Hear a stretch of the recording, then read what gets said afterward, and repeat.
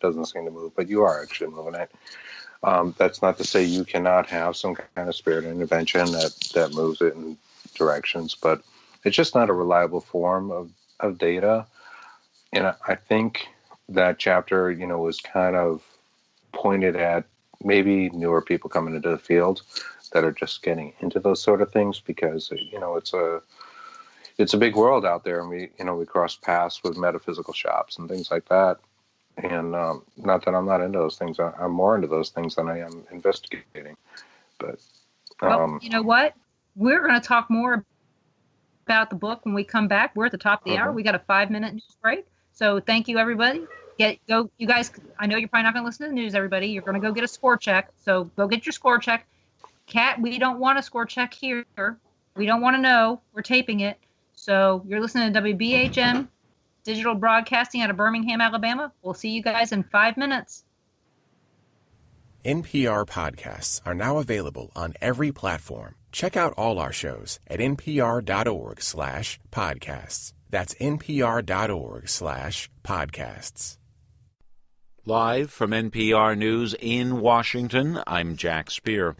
Vice President Pence says President Trump is holding firm on his demand for $5.7 billion in funding for a wall along the U.S. southern border. As NPR's Tamara Keith explains, this comes as the partial government shutdown drags on and federal workers will soon begin missing paychecks. Briefing reporters in his ceremonial office, Vice President Pence tried to make a case that there's a humanitarian and security crisis along the southern border. He said President Trump is not going to reopen the federal government until there's an agreement with Congress to fund construction of a border wall. What has shifted slightly is the president's definition of a wall. The White House position now is that steel slats would be fine, no concrete necessary. Democrats haven't been swayed by this shift in proposed building materials and say the government should be reopened immediately, with negotiations over wall funding and other immigration law changes to follow. Tamara Keith, NPR News, the White House. Actor Kevin Spacey is pleading not guilty to a felony charge of indecent assault and battery against a young man in a bar 2 years ago. Spacey's accused of groping the alleged victim, who was 18 at the time. NPR's Tovia Smith reports the actor appeared in a courtroom today on the island of Nantucket, where his attorneys entered a plea on his behalf. Spacey showed little emotion and said nothing aloud as he appeared in court with his lawyers and a throng of reporters. 1888-CR-0598, Commonwealth versus Kevin S. Fowler. Using his legal name, a clerk read the charge against him. Okay, Mr. Fowler, this complaint charges that in the town of Nantucket on July 8th, 2016, did commit indecent assault and battery on person 14 or over. The judge ordered Spacey to have no contact with the alleged victim or his family, and prosecutors agreed to preserve the alleged victim's phone data from the time. Defense attorneys argue texts will prove Spacey's innocence. Spacey does not have to appear at his next hearing set for March 4th. Tovia Smith, NPR News. Gavin Newsom has been sworn in as California's 40th governor. Democratic lawmakers cheering the new governor's commitment to early childhood education, lower drug prices, and working on the environment. Newsom will head the nation's most populous state, says many people are looking to see how California handles the challenges it faces. People's lives, freedom, security, the water we drink, the air we breathe, they all hang in the balance. The country is watching us. The world is waiting on us, and the future depends on us, and we will seize the moment. The 51-year-old Newsom, without mentioning Donald Trump by name, made it clear he believes the administration's agenda is hostile to his state's interests. On Wall Street, the Dow Jones Industrial Average was up 98 points today to 25,531. The Nasdaq closed up 84 points. The Standard & Poor's 500 gained 17 points today. This is NPR. The Dutch government is reporting Britons living in the Netherlands are deeply concerned about the consequences of their home country's decision to leave the European Union. A survey published today says an overwhelming majority of the more than 45,000 British citizens living in the Netherlands are worried about how the withdrawal, dubbed Brexit, will affect their rights to both live and work abroad. British lawmakers are expected to vote on the latest proposal next week, though Prime Minister Theresa May has faced an uphill battle. Controversy is mounting over an Alabama museum's decision to revoke an honor for political activist and author Angela Davis. NPR's Debbie Elliott reports protesters gathered today outside the Birmingham Civil Rights Institute to call for a boycott. Birmingham native Angela Davis was set to receive the Fred Shuttlesworth Human Rights Award next month, but the Civil Rights Institute's board of directors is rescinding the honor. A vaguely worded statement says upon closer examination of Davis's statements and public record, she did not meet criteria for the award. Birmingham Mayor Randall Woodfin says he's dismayed by the move and says it follows complaints from the Jewish community. Davis is a civil rights activist and academic who has long advocated for Palestinian rights and criticized Israeli policy. Now, black activists are calling for protest and new leadership at the Birmingham Civil Rights Institute. Debbie Elliott, NPR News. Drug maker Eli Lilly is spending $8 billion in cash to buy Loxo Oncologies. The company seeks to bulk up its cancer treatment business. Lilly says Loxo could launch a drug next year that targets an abnormality in some tumors. I'm Jack Spear, NPR News in Washington. Hello, everyone. Welcome back to the Paranormal Pride. This is Denise Pridemore. We're having an interesting evening, and to say the least, I hope everybody is enjoying Chris and Clarissa. We might be getting Clarissa back, so if Kat wants to give her a call back and bring her back in, that'd be great. So we can do that, and apparently things are just going my way tonight. I'm having my way with people. Well, everybody deserves that, right? Why not? Yeah, why not? So, so when you were working on the book, we talked about Clarissa's favorite part to work on. What was your favorite part of this book to work on? Well, it was probably the one I gravitated to a little while ago, and that was the audio matrixing because, I'm kind of into that. I was a musician in a former life, and I did a lot of home recording, and, I kind of can appreciate frequencies, if you will. Plus the Yanni Laurel thing was a lot of fun. That was neat. And actually, at the time, I just started to write that chapter. Yanni Laurel came out, and it was like, wow. Talk about the, supposed God's handing you something. It was fortuitous.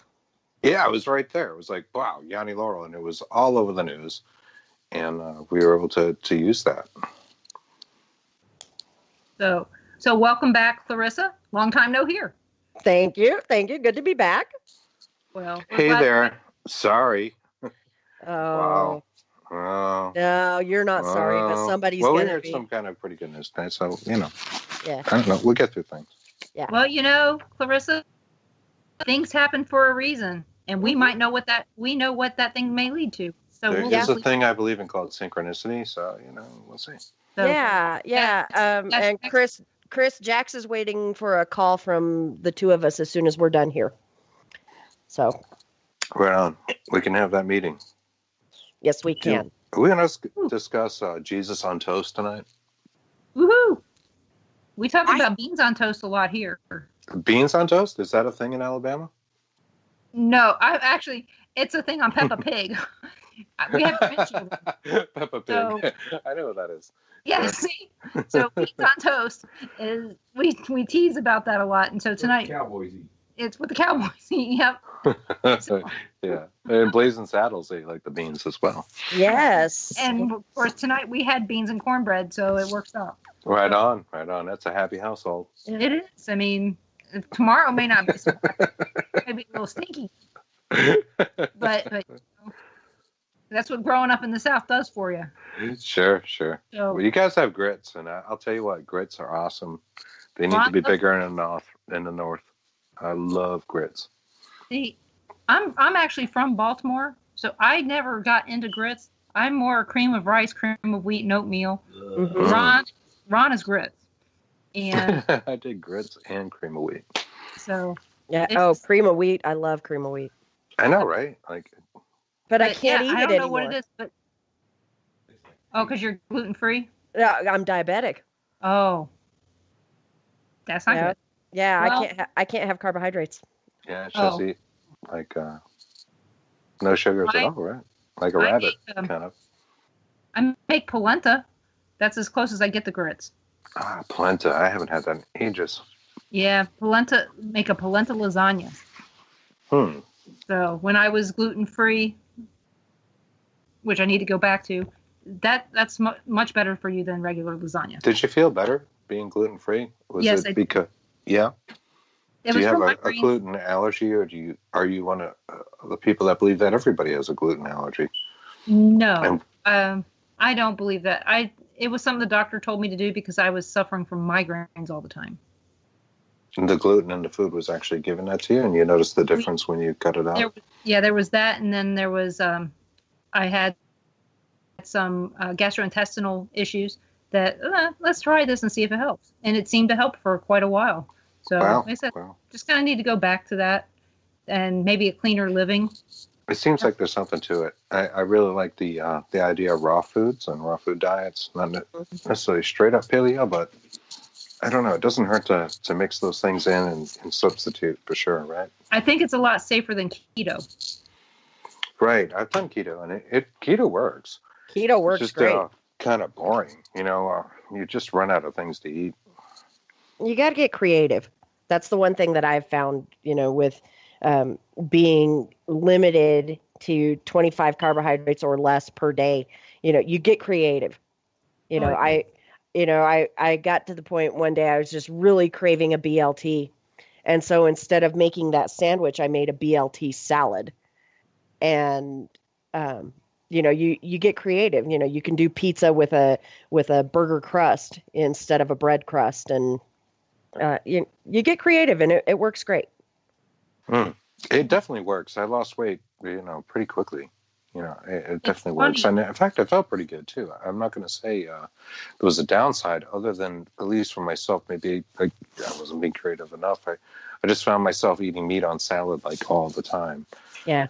And you definitely get tired of salad. I needed to maybe expand a little bit. Yeah. Expand my horizons, and I might have enjoyed it more. Yeah, but I'm down 50 pounds. So there you go. Yeah. Yeah. There's some data for us. Yeah, when I was gluten-free, I learned how to make all kinds of stuff with things that you wouldn't normally use. I mean, I made crab cakes that were gluten-free, not using any recipe other than the recipe that was on the Old Bay tin, and changing out what it, and it just depended upon what I had. So instead of using breadcrumbs, I would take rice, cooked rice. They have crabs in Alabama? I'm from Baltimore. Oh, that's right. I live in Kansas City. I thought it was just a college thing. No. Actually, to make a long story short, Ron and I are looking to move someplace. We're looking at Tennessee. We're looking at Alabama. We're looking at Mississippi and Florida. Okay. We love Alabama. Mm-hmm. And Kat's network is Birmingham, Alabama. So WBHM Digital Broadcasting is out of Birmingham, Alabama.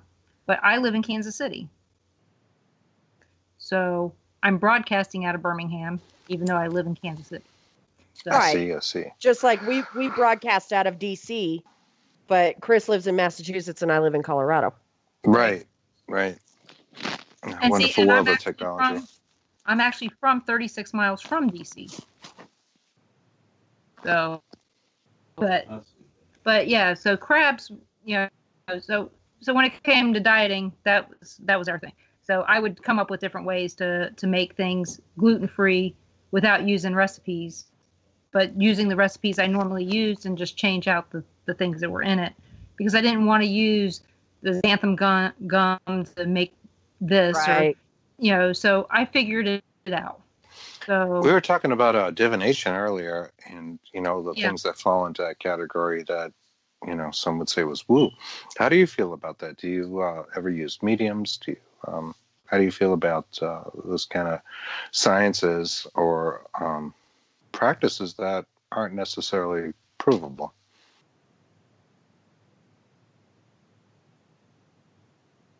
Did we lose Denise? No, I'm here.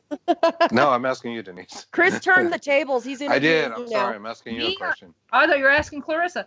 Me, on the other hand, when it comes to divination, I like my dowsing rods, but I I know I'm good with them. You haven't used them much lately. I haven't used them much lately.